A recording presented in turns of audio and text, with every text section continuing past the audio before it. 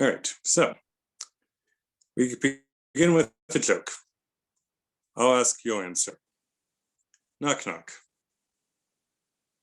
Who's there? Who's there? Who's there? Eliah. Yeah, who? Yahoo. Eliah. Yahoo. Hey. Oh, Tishby, that's funny. All right, so it's a gift to all of you. You're welcome to use it to introduce Eliyahu Hanavi when you get to that in Havdalah, or at the Seder for that matter. And you can do Havdalah until Tuesday. So, feel free to use it in the future. All right, with that, we're going to start with looking at the verses. We'll read through a bunch of them and then there'll be a question. Carol Flank, would you read our verses, please, in English? From Isaiah, behold the God who gives me triumph. I'm confident, unafraid. For Yah, the Lord, is my strength and might, and God has been my deliverance. Joyfully shall you draw water from the fountains of triumph. Let's go ahead and keep going. And from the Psalms, deliverance is the Lord's, your blessing be upon your people, Salah. And again from Psalms, the Lord of hosts is with us. The God of Jacob is in our haven, Salah. O Lord of hosts, happy is the one who trusts in you. O Lord, grant victory. May the sovereign answer us when we call. This is the start of the introductory paragraph to Havdalah. It is a set of verses from the biblical books of Psalms and Isaiah. Why would we be singing about deliverance at the start of a new week? Thank you. Deliver us from work. Well,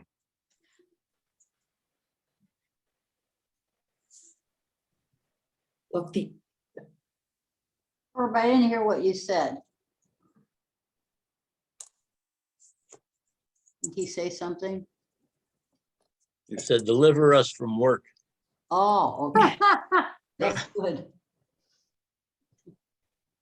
or if the previous week hadn't gone so well, yeah, let's put that behind us and here's a chance to start again. It's a new week, a new day.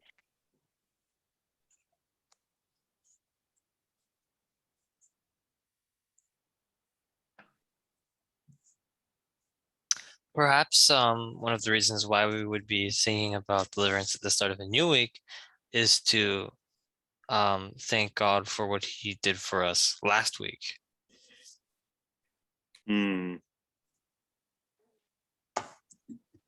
Well, how about in preparation for overcoming the new challenges of the coming week?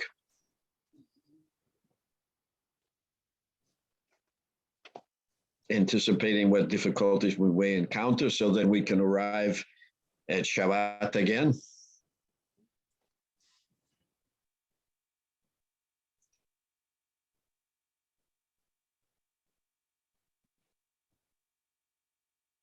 These are lots of good ideas. And the nice thing about these sorts of questions is there's no one right answer. Let's move on. Gary, would you read our next text, please?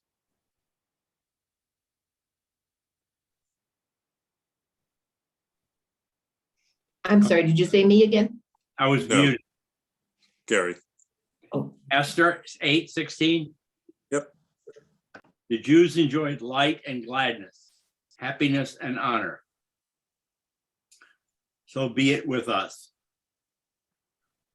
Context. This is from the biblical book of Esther, except for the "so may it be with us" part, which isn't anywhere in the Bible. It comes from the part where the Jews had deliverance from those who sought them harm. Traditionally, this verse is said first by the congregation in the reading of Esther, and everybody joins the leader in saying the words in Havdalah. What light and gladness do you have in your life today? Thank you.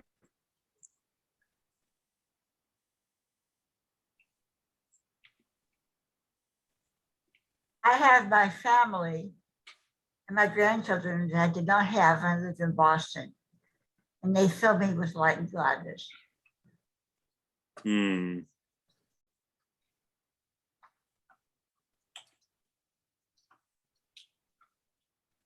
Well, taking care of the stray cat that lives outside my building, I named him Noah because he looks a lot like my cat Jonah. He brings a lot of light and gladness. It's fun to look after him and talk to him, even though I have 2 cats in the house and a dog. But I enjoy taking care of the stray.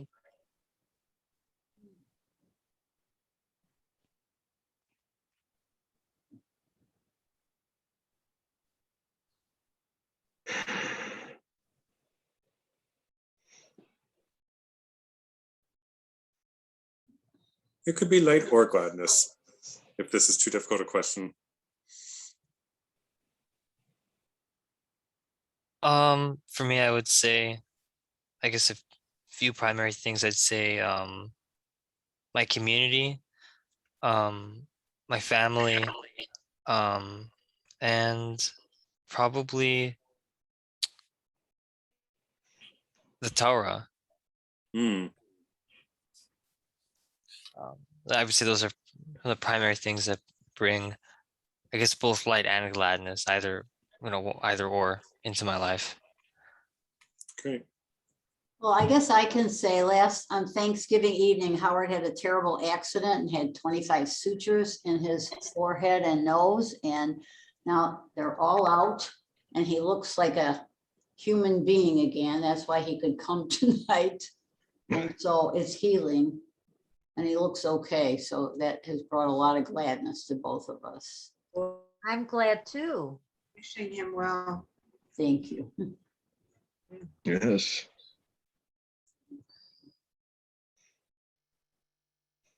Yes, I was gonna say gladness and like for my health and the health of the people I love. Hmm. Mhm.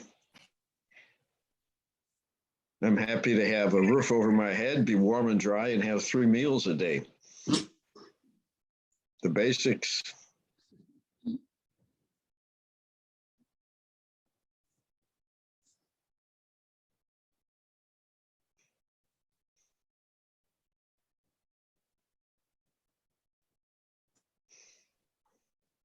Yeah. Anybody else? Light and gladness?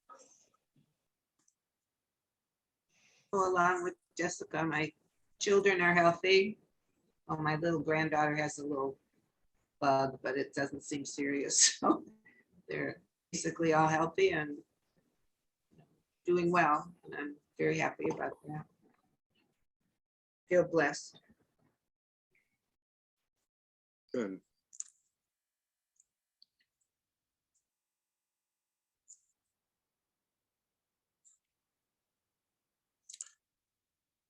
All right. Carol Koenig, would you read our next text, please?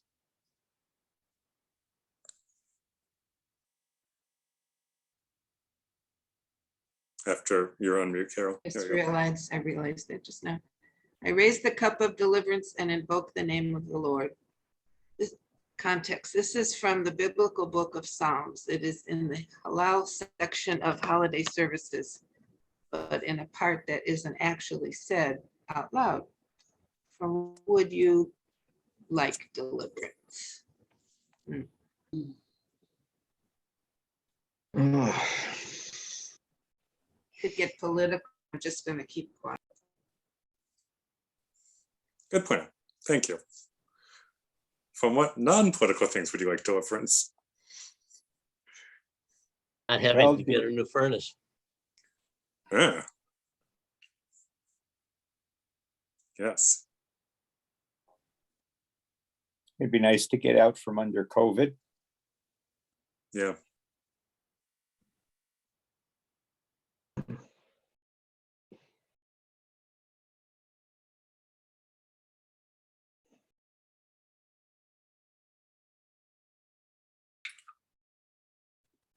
I would like deliverance from my fear of being left alone in this world. Mm.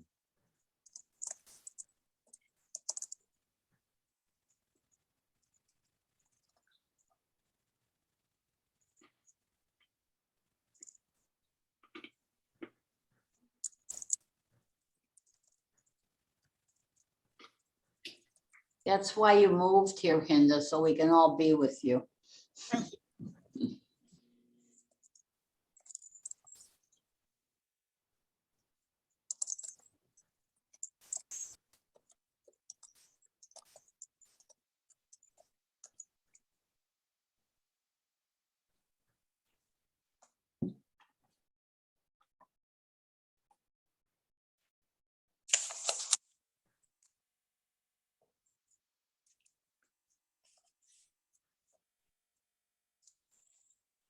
Other deliverances? I think sometimes, if friends or certain family members aren't quite getting along, or, there's some little annoyances or something. I often feel like I'm the one who's supposed to solve the problem, but it's not like they asked me to or anything. I just kind of take it upon myself. So I guess I'd like deliverance from feeling that I have to solve things when they're not really my things to solve. Mm. That's because you fix everything so beautifully, oh, Carol, they just fall on you.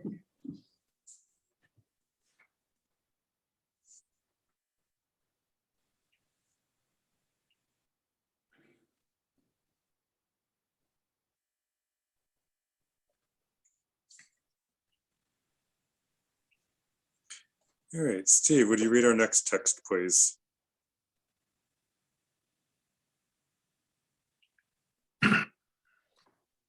Praised are you, Lord our God, ruler of the universe, who creates the fruit of the vine. Context. This is the blessing over the grape juice or wine. We don't actually drink immediately after saying this blessing. Grape juice, wine is present at the moments of holiness. Distinction, which is white root, Kaddish, is present usually the start of the Shabbat. Kiddush marks a time that is holy, distinct from other days of the week. The start of the Passover, Kadesh, marks a time that is holy, distinct from other times of the year. The first part of a Jewish wedding ceremony, Kiddushin, marks a relationship that is holy, distinct from other relationships. In English, holy comes from haglig, meaning whole, or that which cannot be violated. What ways can you interact with others to bring holiness into the week? Thank you.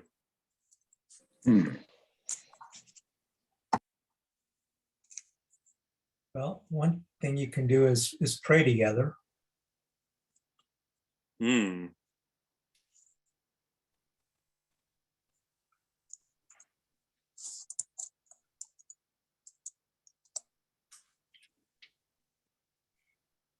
Yeah, and with technology, that's opened up more opportunities for bringing people together who might not otherwise be able to come together, COVID or not. And have Shabbat dinner. I think just showing some kindness and patience to people you don't know, whether it's opening the door at the market or saying thank you. Mm-hmm.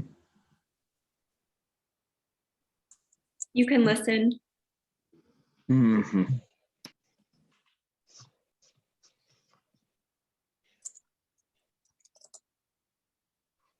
You could do some charitable act.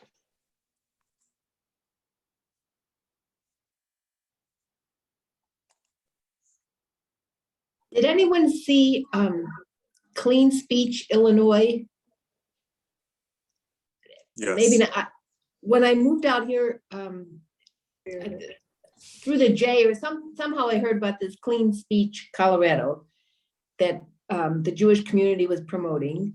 And so there was a little video and a little activity for 30 days in November. And it fits this. But then I saw someplace where Illinois started a similar program. But it was very clever and just, ways to the message they were bringing was shalom. So bringing peace to people, whether it was a smile or a word or the other things we've mentioned, but it was cleverly done, and it took 3 minutes of your time each day to participate. You think Illinois has something like that now, Carol? Well, then I was reading, I was late to reading the JUF news, but I saw a headline about that they had, so I'll have to look more carefully at the article. They have I have the copy here. It came with the JUF news. Oh, okay. Up in November. So at least that's where I think I got it, but I have it. Yeah. And there was something on one of the news programs. I don't remember if it was 2, 5, or 7, but I do remember seeing something.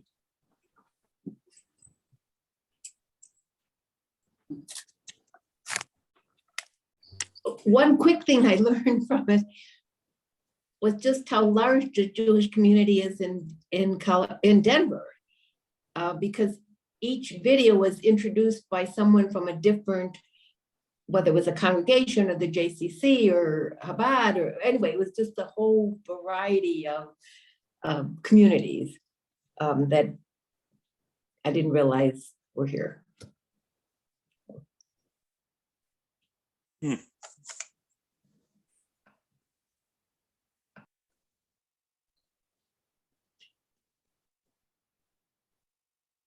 Another thing I think would be, is expressing gratitude and sharing that with other people.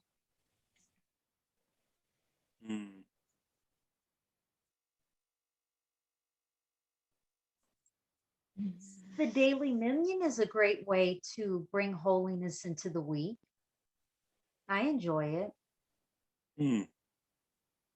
I mean, usually I'm working and listening, and I kind of dive in when I'm typing, I kind of jump in and out, but yeah, and it infuses a little holiness into my work. So good all the way around.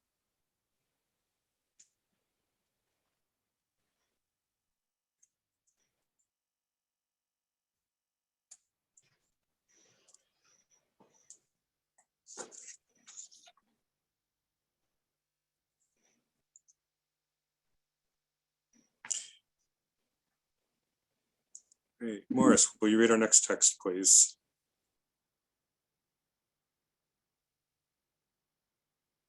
Siddur Ashkenaz, Birchat Hanim, blessings on sights, sounds, and smells. 3. Praised are you, Lord God, ruler of the universe, who creates different types of spices. The context: this is a blessing for smelling pleasant spices, also true for non-Havdalah spices. It is usually done over cinnamon or cloves, but could also be done over other pleasant spices. Traditionally, a fancy spice box is used on grounds of Hadir Mitzvah, beautifying the commandments, but the original container for the spices is fine if that's what you have. There are 3 explanations for this custom, which dates back to the Mishnah, along with wine and the candle, Berachot 8:5. The first is that we have an extra soul on Shabbat, and when it leaves, we need it to be revived, or at least given something to feel better. See Tanit 27b, 9, and Beitzah 16a, 12. The second is that we want to cheer up our soul, because it's sad that Shabbat has left. See Mishnah Torah, Shabbat 29:29. The third is that we want to take the sweetness of Shabbat with us into the coming week. Which explanation works for you? Thank you.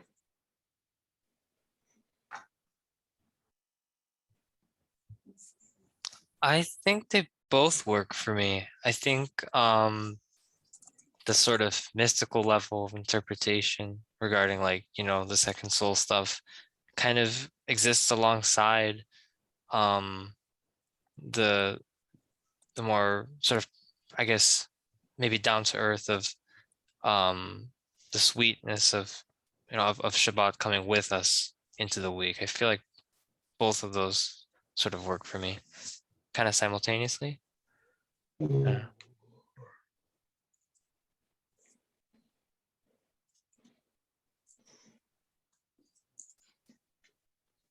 I think they all work for me. The second and third in particular, because they extend the Shabbat in ways so that Shabbat doesn't just end when we count 3 stars.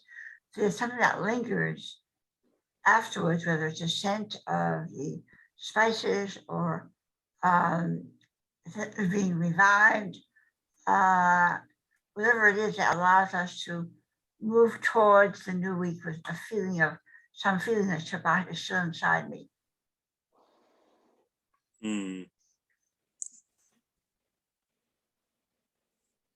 Well, to me, it's like fitting out if you have a pleasant meal, and at the end, my wife always scolds me because I always ask for dessert.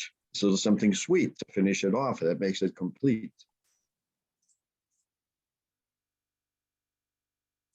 So that's, you might consider this dessert for the week at the end of Shabbat.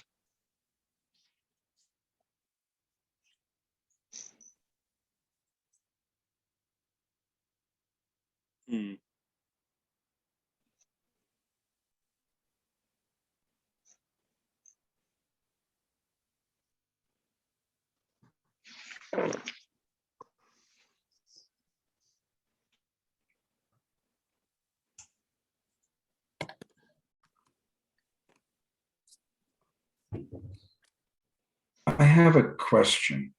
Yeah.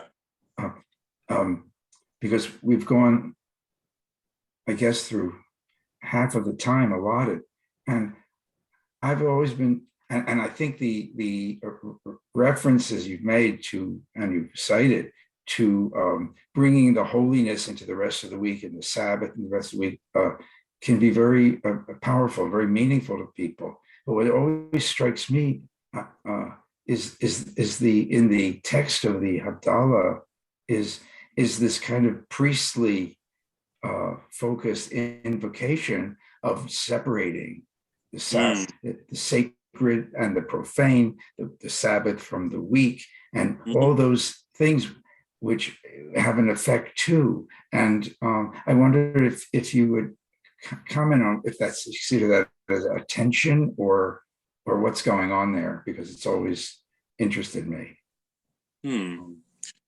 So all right, so a clarification for everybody, or an explanation for everybody, and then a clarification question for you. So what Phil is referring to is what we'll see in a little bit. The last blessing of Havdalah talks about different types of separations. And so, Phil, to make sure I understand your question, you're asking about if Havdalah literally means separation and has this extended blessing talking about different types of separation, then is there tension between that and this idea of bringing Shabbat into the rest of the week and not separating? Is that what you're asking about? That's actually better said, and I didn't mean to anticipate what you had coming next, and I should have just held my friendly fire. That's okay. I'm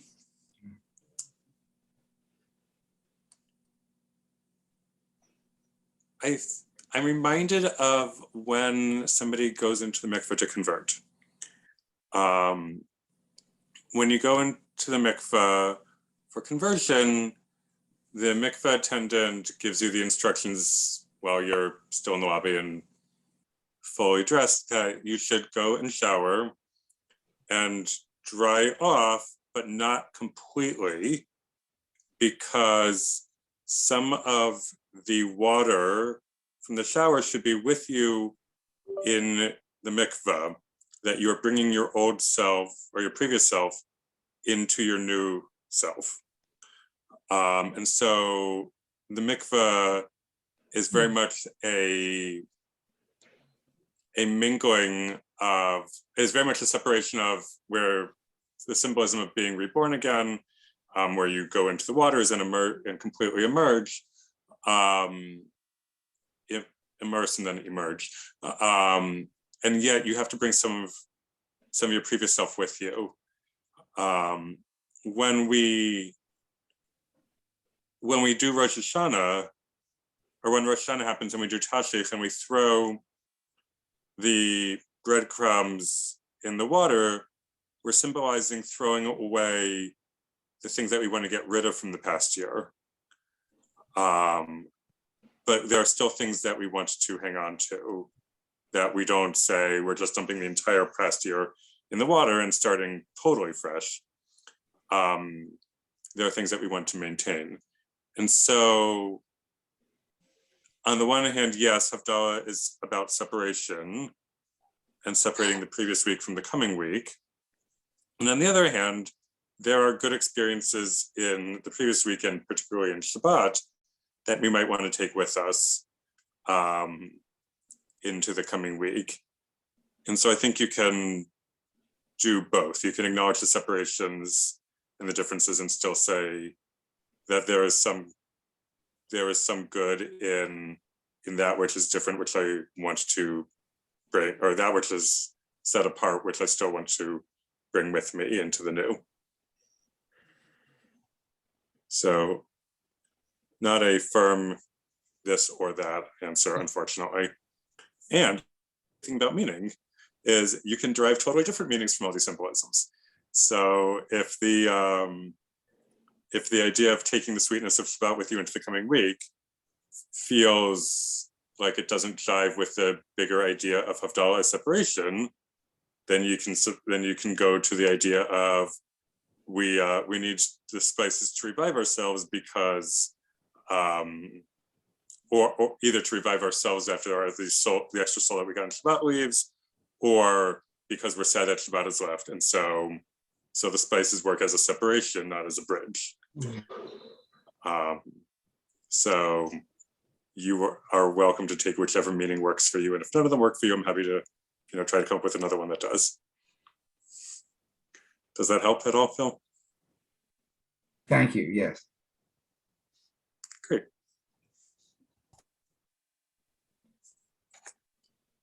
All right, let's go on into our next text. Actually, there's another question. I totally forgot about it. To Phil's question, which aspect of the Shabbat experience would you want to carry over into the week?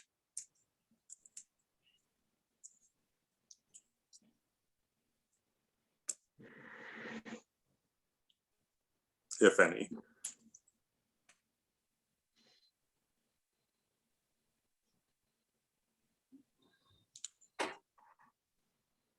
Maybe Talking about, go ahead, Carol. I was going to say that the camaraderie or the sense of community that that you feel, whether you're Friday night services or Saturday or on Shabbat, or I mean, that was always really special. If we talk about bringing the sweetness or the peace of Shabbat into the week that's coming up, does this mean that the separation is really the previous week and Shabbat, and not Shabbat from the week that's coming up? It's an interesting question.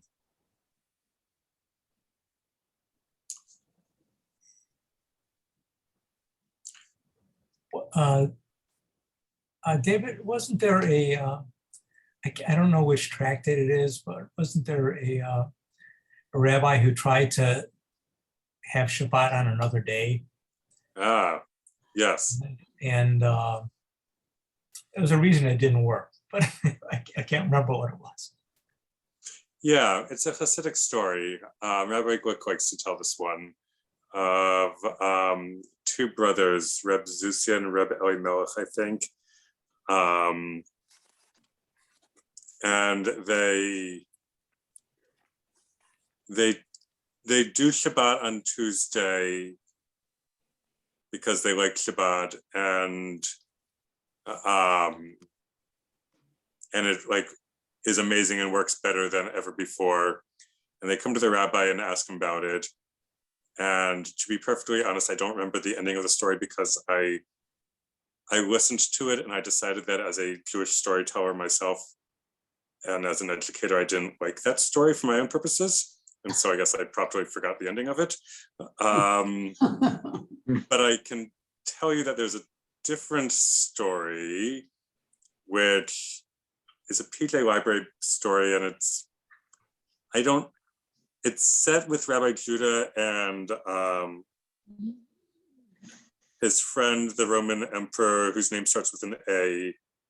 It's not Antiochus, very much not, but it sounds something kind of like that. But he teaches his friend about Shabbat, and his friend is like, "This is wonderful. We should, like, why should Shabbat end at Havdalah? We should keep going with Shabbat." And so, like, he declares, "Okay, every day will be Shabbat from now on." And at first, everybody is like delighted because Shabbat is great, and then they start having problems because if you're not growing or harvesting crops on Shabbat, then eventually you run out of food, and all the ways that like we make Shabbat, and however you make Shabbat by doing certain things and not doing other things, whatever that is, eventually you need to go back to doing those other things. And the rabbi goes back to visit his friend and finds that his friend has too much of a good thing, and so he introduces him to Havdalah, and like the friend's been sitting in the dark because his candle burned out and he can't light another one, and he hasn't drunk anything because, he used up his wine and he can't go buy more, and he's feeling sad. So Rabbi Judah Hanasi brings fire and brings spices and brings wine and introduces him to Havdalah. So that's the story I like better. I usually tell it better when I prepared for it, but yes, you remember correctly that there is a story about two rabbis trying to do Havdalah on a Tuesday, or Shabbat on a Tuesday, and it goes very well for them, and the rabbi thinks it goes too well.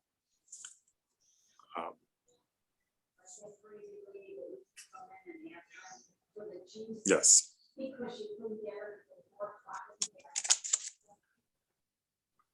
All right. Charles, would you read our next text, please? Pray are you, Lord our God, ruler of the universe, who createst the light of the fire. Context. This is the blessing for the Havdalah candle, though you can say it on flames during Havdalah. Havdalah candle is unique by having multiple wicks. Now, Pesachim 88:4, Orach Chaim 298:2, parentheses, ideally interwoven, but not strictly necessary in an unusual situation.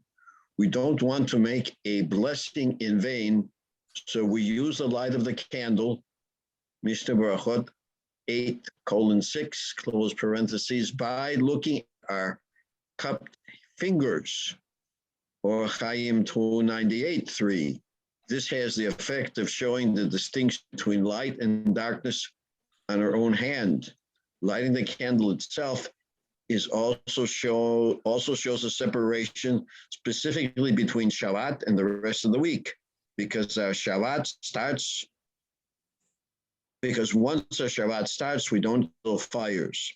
Exodus 35:1-3.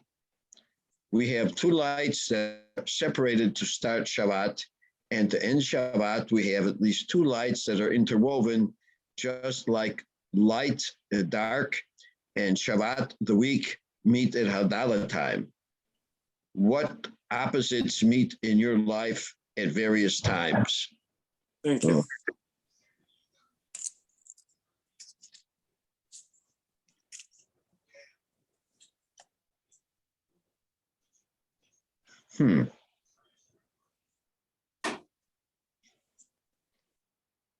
Day and night?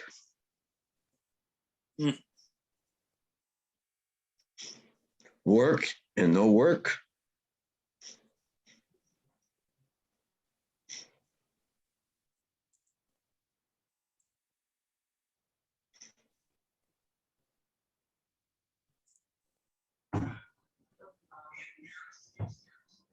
Well, we have a steep stairs from the second floor to the first floor. That's all.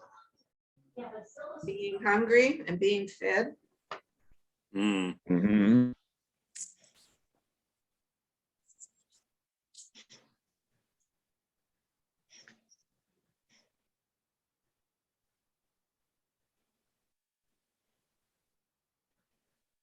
Asleep and awake?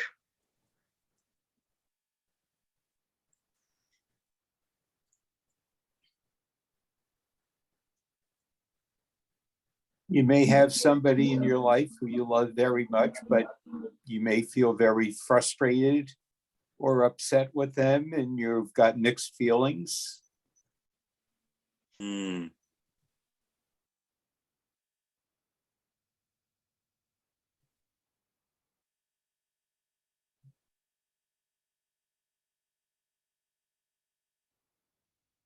Being very excited about an upcoming event or a person you're about to meet, and also anxious about it.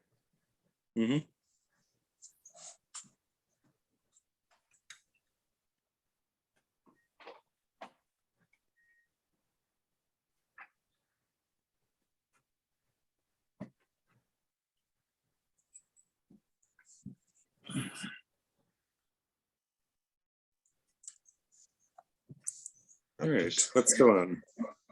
Gabriel, would you read our next text, please? Sure. Sidur Ashkenaz, Shabbat, Havdalah 17. Praised are you, Lord our God, King of the universe, who distinguishes between the holy and the profane, between light and darkness, between Israel and the nations, between the seventh day and the six working days. Praised are you, O Lord, who distinguishes between the holy and the profane. Context. This is the final blessing in Havdalah. It is also contained in the blessing for wisdom in the Amidah said on Saturday evening per Mishnah, Brachot 5:2, a decision made by the members of the Great Assembly 444 to 164 BCE, Brachot 33a. This blessing talks about different distinctions, such as between light and darkness, Genesis 1:4. The original text comes from the Babylonian Talmud, Pesachim 103b, 7. What are some distinctions in your life? Thank you.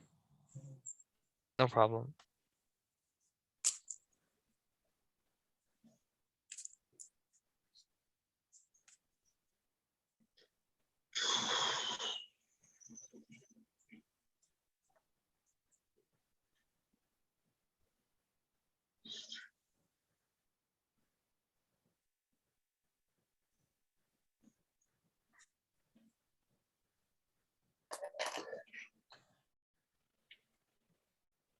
Being a mother, but also being a daughter.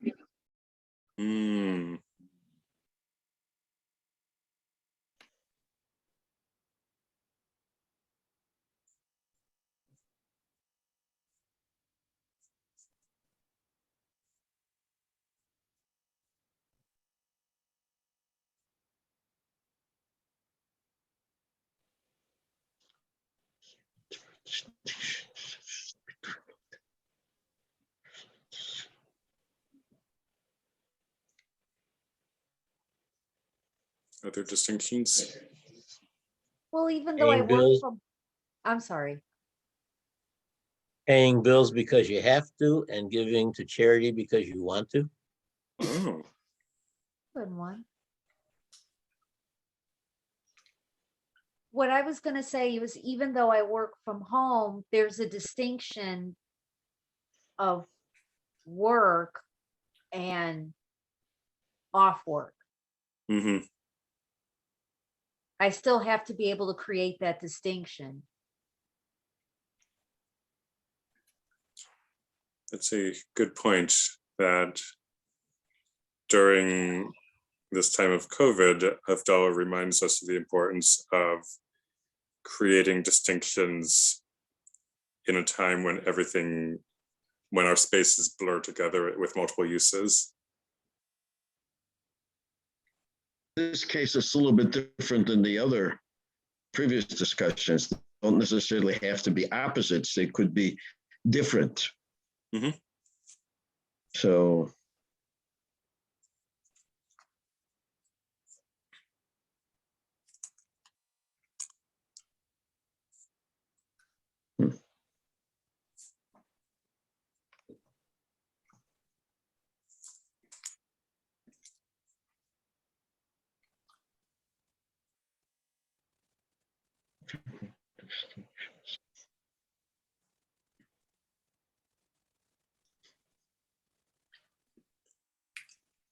I'll bring up the second question. You can answer either one.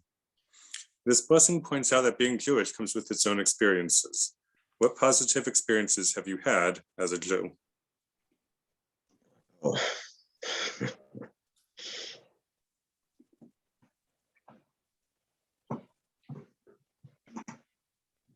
Bringing together friends and family for holidays, for meals. Learning together with other adults. A bat mitzvah. Weddings.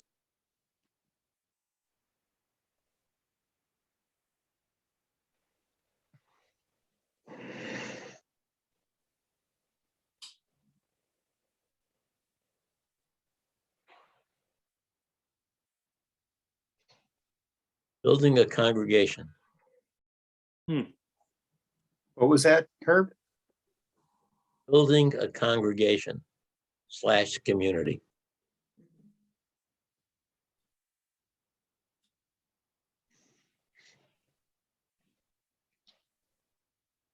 Just learning about Torah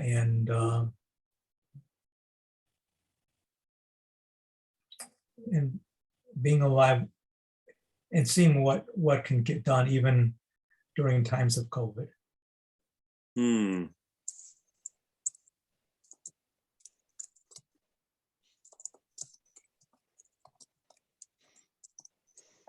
My grandson asked me a question when he was interviewing me a while back, when he was doing his some family tree or study for his Hebrew school and also for school. And one of the questions was, what does being a Jew mean to you in the religion? What significance does it have? And I told him, well, it's positive. It gives me a certain perspective on life and how you should live it.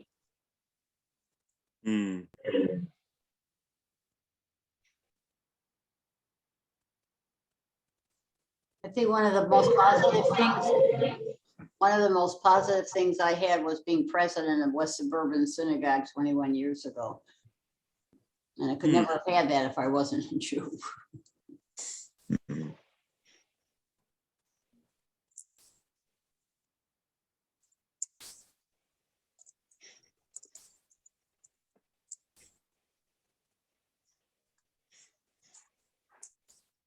I think taking on, I guess, new challenges or new experiences, whether that's, learning a new Haftorah,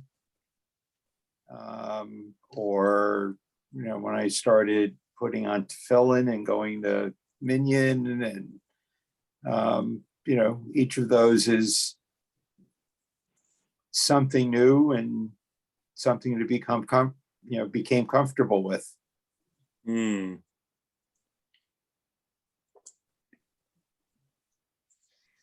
Well, one of my most positive experiences was when one colleague of mine told another that I was praying for her, and I put her on the Misha Barak list because she'd been battling cancer.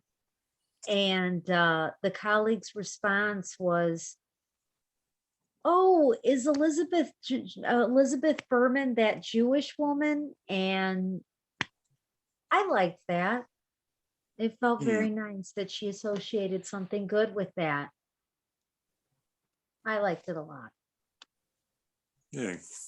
That was nice, Elizabeth. When I lived in Philadelphia, I used to lead the davening at Germantown Jewish Center on Shabbat mornings. And it was a thrill for me, and a thrill to lead it and to hear the responses of people in the congregation. That was one of the highest points of my being a Jew. Mm.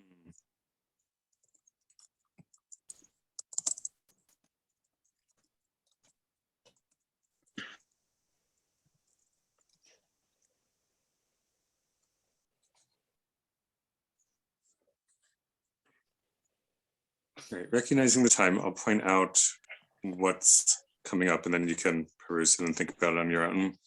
So then we have Eliyahu Hanavi, a little bit of context about Elijah the prophet, and then how Elijah is supposed to announce the coming of the Messiah, and so a question about a problem in the world that you do or could do something to make a little better.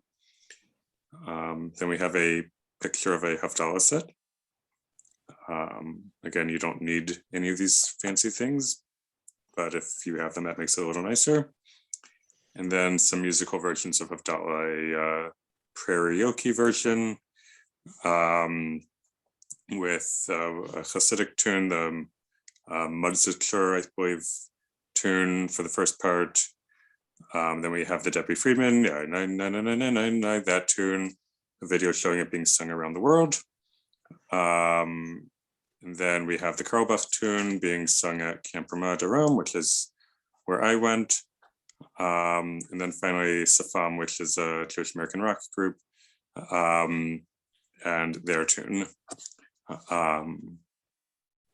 So thank you all for joining.